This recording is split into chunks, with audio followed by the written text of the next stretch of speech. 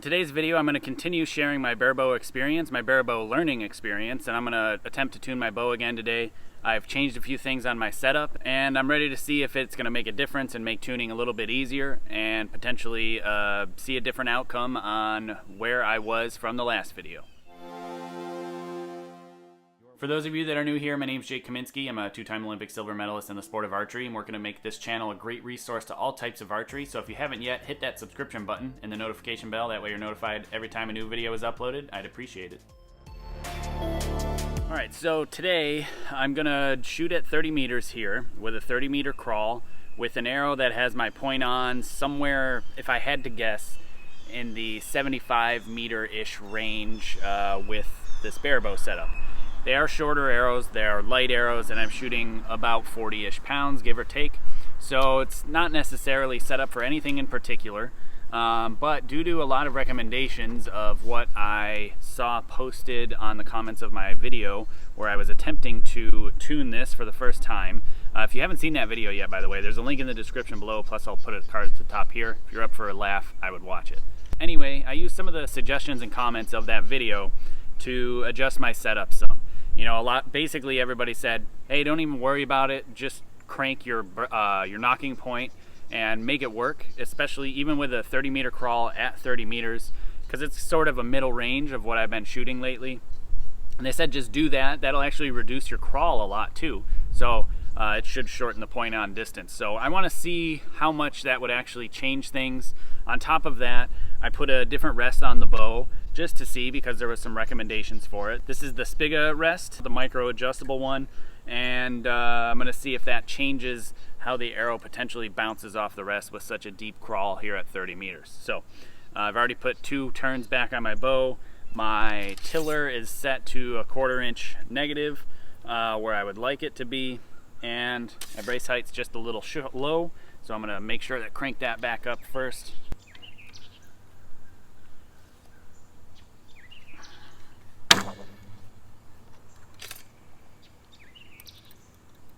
Alright, so my brace height's set, 22.5 centimeters, and I'm here at 30 meters. I'm going to shoot some arrows, and we'll see what I can come up with on tuning a Barebow. 30 meter shooting, tuning at 30 meters with a 30 meter crawl.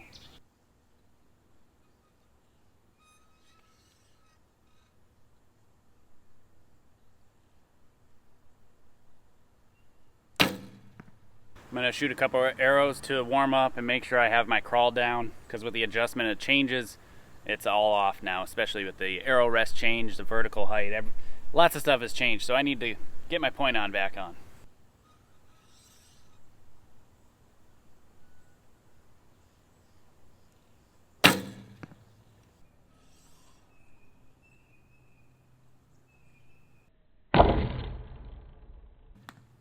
I haven't found my crawl yet, and good thing I haven't, because I shot a bear shaft really quick and it hit astronomically high. So I'm gonna show you, I'm gonna shoot these 4 arrows. I'm gonna shoot 2 flet shafts, 2 bear shafts, and I'm gonna take the camera down there and I'm gonna show you where it is, and then I'm gonna do my adjustments on my bow and hopefully get a bit better arrow flight out of it. I'm gonna alternate flet shafts and bear shafts, so I hopefully don't treat them any different.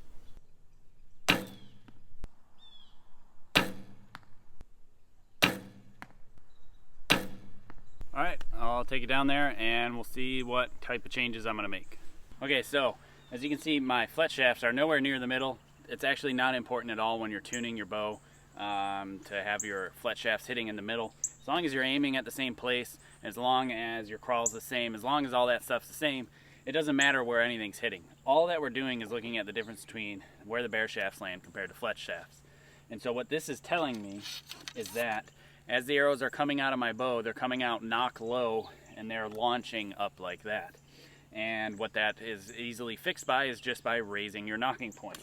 So right now, my change from the AAE Free Flight Elite to this Spiga rest did not make a difference at all. It's basically the same thickness wire, same gauge wire.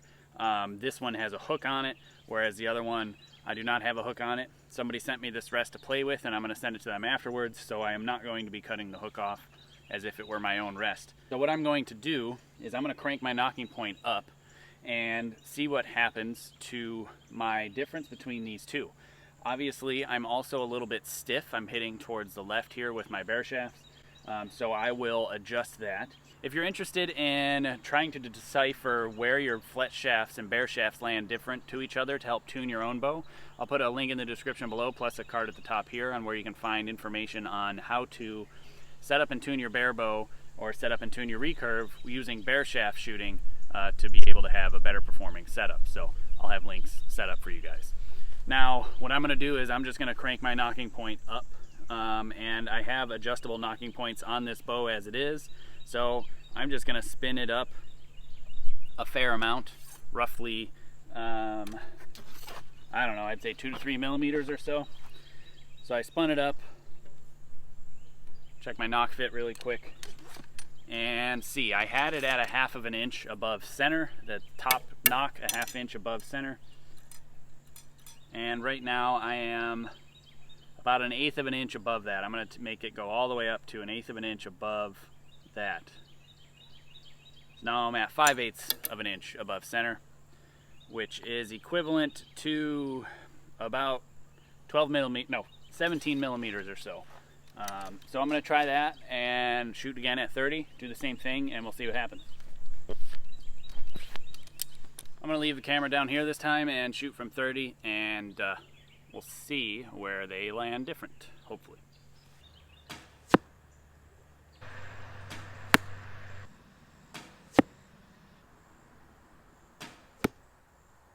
Okay, so this went all right.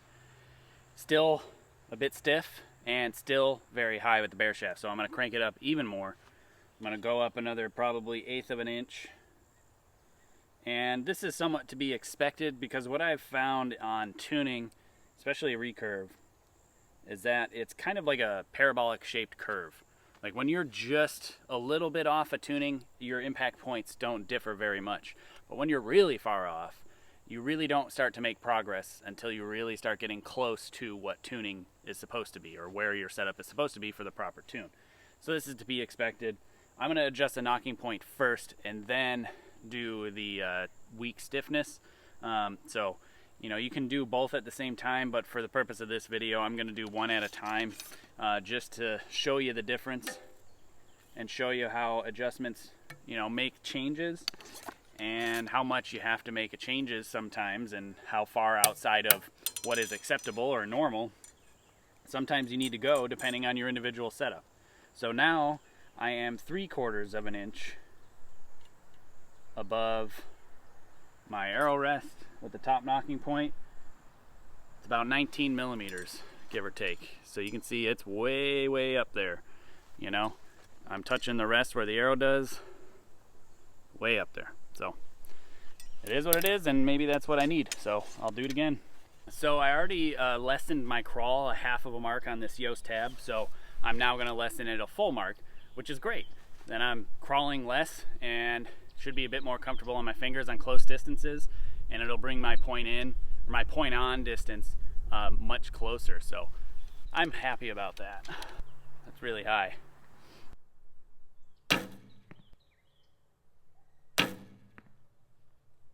Progress.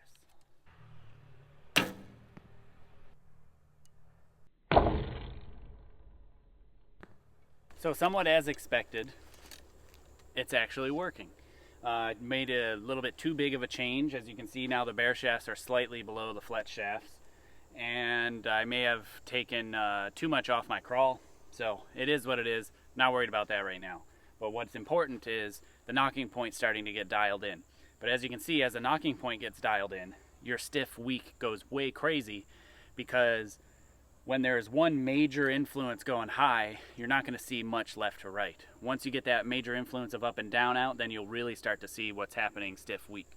So I'm going to lower my nocking point just slightly, and then I'm going to, let's see, I'm going to increase my bow weight. I don't want to lower my plunger tension to compensate for this tune, mainly because my impact point left to right, where my string alignment is like I prefer, is good.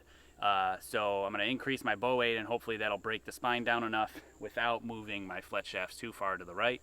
and if it does, I'll compensate with some plunger tension. So I'm gonna put about, I'm gonna put 3/4 of a turn, maybe a half a turn. I'm gonna start with a half a turn on the bow, on the limb bolts, and up equally, maintain my tilde the same, lower my nocking point just a smidge, and I'm gonna shoot them again and we'll see what happens.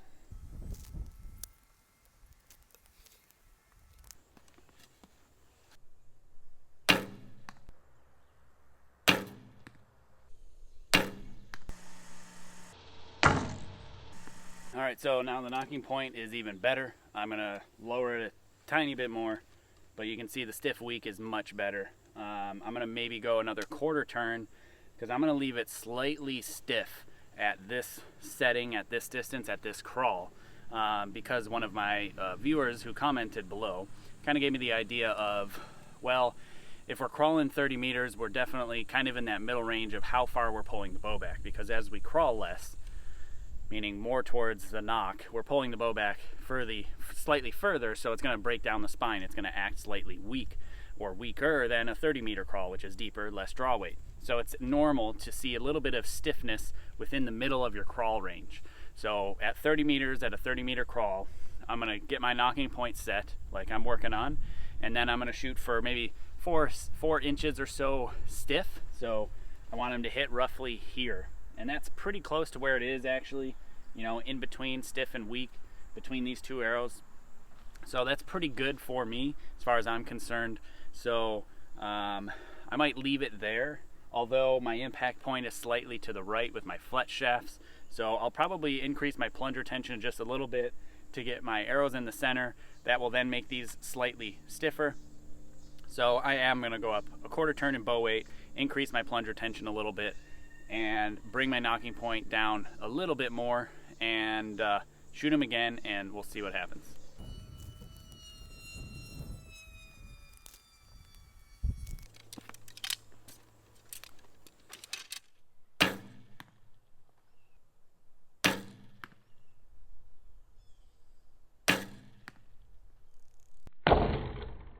Okay, so something that I'm noticing, I'm kind of chasing my tail here, as I'm adjusting the nocking point, because where the vertical support is on the arrow for this spig arrest is very far behind the pivot point where the plunger is, like it's behind it, more towards the archer.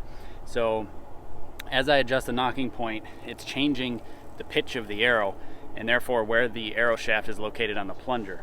So I have to constantly adjust the height of the rest in conjunction with my my nocking points, and that's really confusing me and throwing me off. So now my bear shafts are high again, so I got to make my nocking point higher again, and then I'll have to adjust my rest again, and I just think that's a bit of a pain in the butt.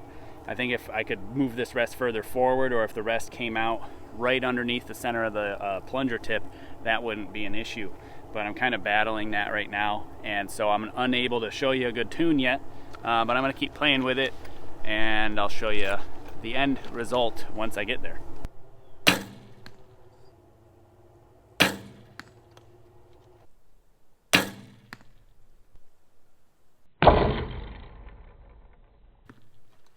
Okay, so as you can see, after a little bit of adjustments, a lot of adjustments, Barebow bear shaft tuning is not the easiest thing in the world. Our draw lengths aren't the same, the anchor is not as consistent, and on top of that, we are string crawling, string walking, and that is basically causing a whole lot of factors that change.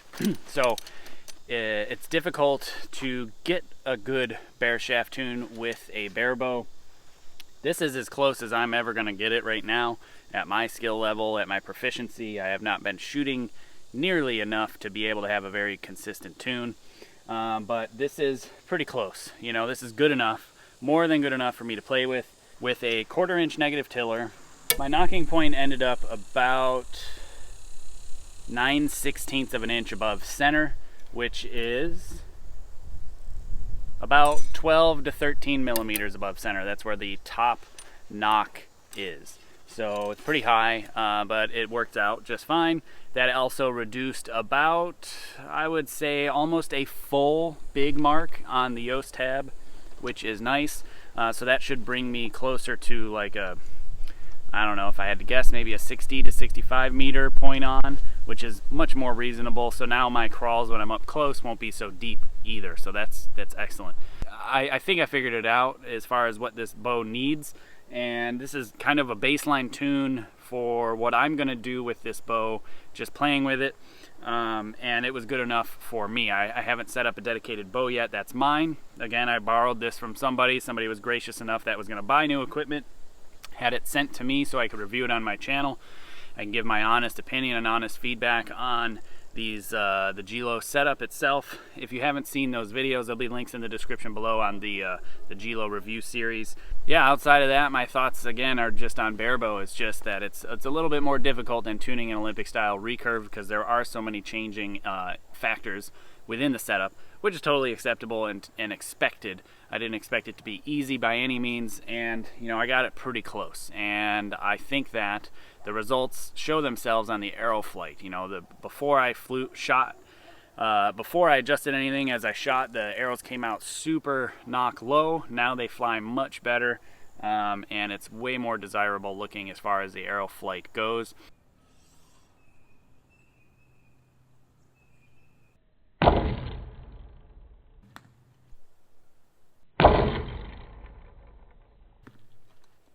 And it adjusted my walking, my string crawling, just enough to be able to have a bit more manageable point on distance, plus I don't have as deep a crawls. So I'm really happy to see that, and it turns out you just got to do whatever you need to do with the nocking point. I have my negative tiller set so much because it feels better on my fingers. Now that the nocking point's so high, I might reduce that some. I don't know. I might play with it some more in the future and let you guys know, but I think the next time I do some barebow tuning, I will be picking and playing with a very specific distance or style of round to set up for. The field round is arguably the hardest one to set up for, according to a lot of people that I've talked to, because you're shooting multiple distances and not just one set distance, which is easy to understand. Yeah, other than that, the tuning went pretty well and to be expected, exactly how I thought. You just need to adjust it to what parameters that works best for you, regardless of whatever book says, whatever it says, and make it work for you. Hey, thanks for watching. If you like this video, consider hitting the subscription button and the notification bell, as well as the like button. I would appreciate it. Also, please consider supporting my channel. If you head to my website, jakekaminski.com, there'll be info and links on Patreon, apparel, books, and equipment sales, PayPal donate button, a P.O. box to send things to, and above all else, please share this video because there's no better advertising than word of mouth.